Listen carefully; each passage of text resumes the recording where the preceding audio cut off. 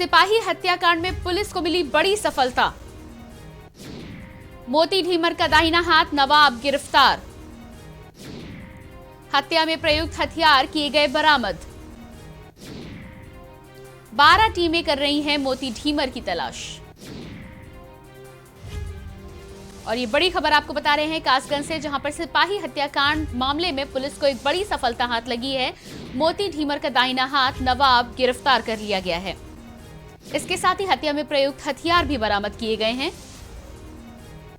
आपको बता दें कि 12 टीमें मोती ढीमर की तलाश कर रही हैं।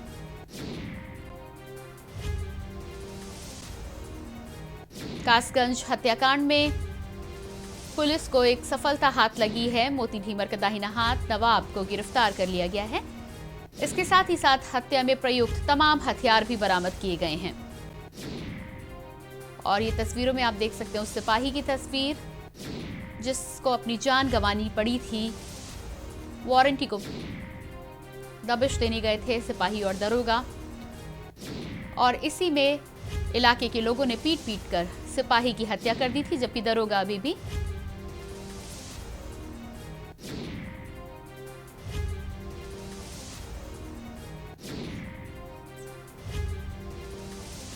और इसी खबर पर ज्यादा जानकारी देने के लिए हमारे संवाददाता शिव प्रताप सोलंकी कासगंज से हमारे साथ हैं।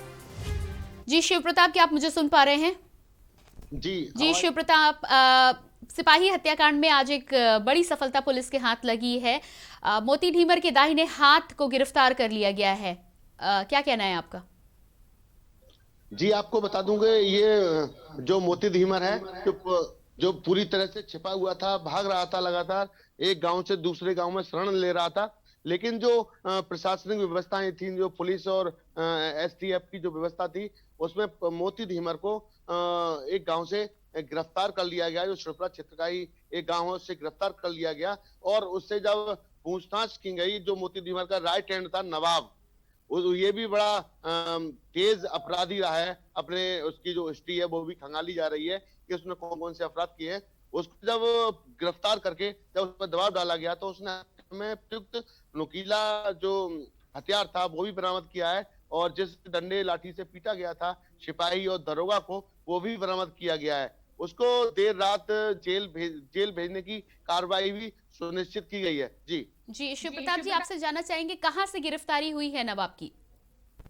जो शिवपुरा क्षेत्र का एक आम का बाग था, उस बाग में मोती ढीमर छिपा हुआ था। तो उसी बाग से, नौरी का बाग था, नौरी गांव पड़ता है वहीं पे, तो वहीं से उसकी मुखबिर तंत्र बिछाकर एसटीएफ और एसओजी और कासगंज पुलिस ने उसकी गिरफ्तारी कर ली।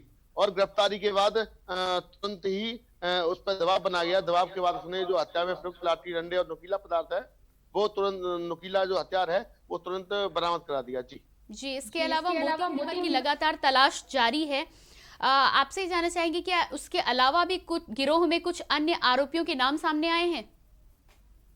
से जब मोती ढीमर के राइट हैंड जब नवाब जो गिरफ्तार हुआ है, उससे जब पूछताछ की गई तो उसने अन्य आरोपियों के नाम भी बताए हैं जो घटना के समय वहां पे उपस्थित थे, जिनके साथ मिलकर इन लोगों ने घटनाएं की हैं। उनको भी बिल्कुल पूरी तरह से टीमें बनाकर उनकी गिरफ्तारी के लिए दबाव बनाया जा रहा है। जगह जगह तलाश की जा रही है। एसटीएफ की कुल 5 टीमों को लगाया गया है। एसओजी की टीमें लगी हुई हैं कई जनपदों की, और जो कासगंज पुलिस है अपने स्तर से भी उसने टीमें गठित की है। कुल 12 टीमों गठित करके पूरी तरह से कई जनपदों में और जनपद कासगंज के अधिकतर गांवों में उनकी जो आरोपी हैं उनकी रिश्तेदारियों में पूरी तरह से उनको गिरफ्तारी के लिए शराब कुर्सी की जा रही है। गिरफ्तारी का दबाव बनाया जा रहा है पूरी तरह से। और एसपी कासगंज का भी कहना है कि जल्दी से जल्दी इस जो मेन अपराधी है मोती ढीमर, हमें आपको एक बात यहाँ पर ये भी बताता चलूं कि मोती ढीमर या कश्यप जाति का नहीं है, वह एक लोधी जाति का से संबंध रखता है। उसको गलत प्रचारित किया गया था कि मोती ढीमर है, मोती ढीमर नहीं है। मोती लोधी जाति का जो आरोपी है वो लोधी जाति से संबंध रखता है। जी, इसके अलावा आपसे ये भी जानना चाहेंगे कि पुलिस की लापरवाही के चलते एक सिपाही की जान चली गई है। अब आपने जब आला अधिकारियों से बात करी है तो कितने सतर्क नजर आ रहे हैं अब वो आरोपी को पकड़ने के लिए? बार बार ऐसा ही होता है जब कोई घटना घट जाती है, जैसे बिकरू कांड में की घटना घटी, उसके बाद और भी घटना घटी। यहाँ पर कासगंज में भी पहले पूर्व में तराई में जो घटना घटी, खेती की फसल को लेकर गंगा नदी में जो पूरी तरह से जो खेती के लिए जो फसलें होती है उसके लिए घटना घटी, 5 की मौत हुई थी उसमें। उसमें भी बाद में ही पूरी तरह से धरपकड़ अभियान चलाया गया था। लेकिन सबसे बड़ी चूक अधिकारियों की तो यह रहती है कि जब कोई कांड हो जाता है उसके बाद ही ये करते हैं, उससे पहले कोई टीम बनाकर कोई प्लानिंग से कहीं दबिश नहीं मारते।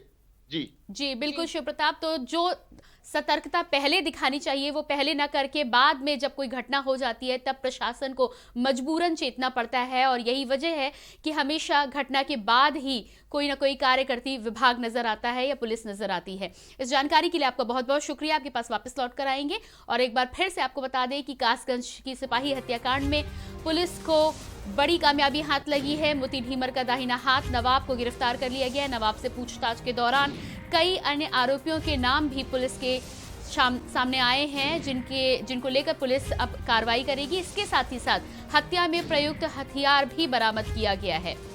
12 टीमें मिलकर मोती ढीमर की लगातार तलाश कर रही हैं और पुलिस विभाग जल्द से जल्द मोती ढीमर को पकड़ने के लिए सतर्क नजर आ रहा है। सिपाही देवेंद्र की पीट कर हत्या कर दी गई थी। तस्वीरों में आप देख सकते हैं उस सिपाही का चित्र, और साथ ही साथ आला अधिकारी मोती ढीमर की तलाश में लगातार जुटे हुए। इसके अलावा आपको बता दें कि जिस दिन सिपाही की हत्या हुई थी उसके अगले दिन ही मोती ढीमर के भाई को भी एनकाउंटर में मारा गया था, और अब उसी कड़ी में मोती ढीमर के दाहिने हाथ नवाब को गिरफ्तार किया गया है।